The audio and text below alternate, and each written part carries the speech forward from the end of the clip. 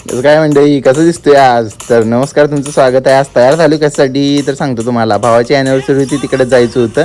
तर महाराजांचं दर्शन घेतलं आणि ह्या लोकेशनचं नाव तुम्ही मला कमेंटमध्ये सांगायचं आहे.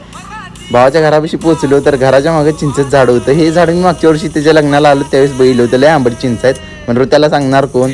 गेला पुढं चिंचा वगैरे तोडल्या भावानी, सगळ्याच भावानी चिंचा तोडल्या. सायल्यानं पण पुढं जाऊन चिंचा तोडल्या. आता आब्या काय तुटतोय, आब्यानं पण चिंच तोडून आणली. विषय आहे का खोल आहे विषय. तर या म्हशीचा विषय मला माहीत नव्हता. त्याला वाटली चांगली असेल तर पुढे गेली तर म्हस उधाळली. लय बेकार शॉट झाला. म्हणलं आलो तर सिनेमॅटिक शॉट एखादा घ्यायला लागतो त्याचा.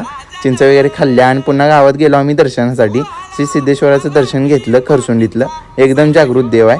दर्शन एकदम चांगलं झालं. देवाचं रूप मनमोहक आहे. एकदम बैल्यानंतर प्रसन्नच वाटतंय भावानो. सिद्धेश्वराच्या देवाच्या बरोबर समोरच बाजूला हनुमंतरायाचं देव आहे. एक नंबर झालं सगळं झाल्यानंतर दर्शन वगैरे घेऊन आम्ही पुन्हा गेलो हॉटेलवरती. बड्डे होता तिकडे, म्हणजे ॲनिव्हर्सरी होती तिकडं. वहिनीचं आणि भावाचं प्रेम बघून મને एकदम प्रसन्न झालं भावानं. म्हणजे नवरा बायको असावं तर असं. विषय खोल. आता जेवणात भावाला लिंबू लागते. लिंबू सगळा वरडत होता. हॉटेलभर लिंबू केला. आता घरी येताना तेवढं महाराजांचं दर्शन घेतलं. महाराजांना बघून एकदम प्रसन्न वाटलं. 2 मिनटं तिथंच उभा राहिलो. आपल्या पेजला फॉलो आणि लाईक करा अशी आणखी व्हिडिओ पाहण्यासाठी.